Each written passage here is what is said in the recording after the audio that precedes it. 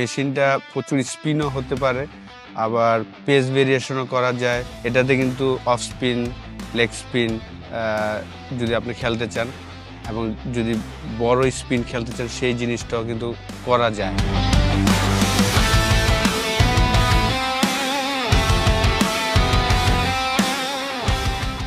It'll be very good for the match kind of scenario.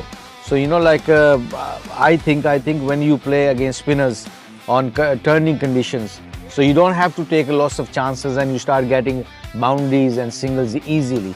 So I think this machine will help you to enhance your skill playing against spinners. Especially you can learn how to play reverse sweep and normal sweep, conventional sweep, and all those things will help you. So it's great to have that machine basically. একটা visualisation তৈরি করে খেলতে পারতেছি। So যেরকম বল ম্যাচে আসে ওরকমই ultimately পাচ্ছি এই মেশিনের দ্বারা। অবশ্যই প্রথম তো একটু ডিফিকাল্ট মনে হচ্ছে, এটা সময়ের সাথে সাথে অ্যাডজাস্ট হয়ে যাবে। সো এখানে যদি অ্যাডজাস্ট করা যায় ইনশাল্লাহ ম্যাচে আরও ভালো ফল আসবে এটা।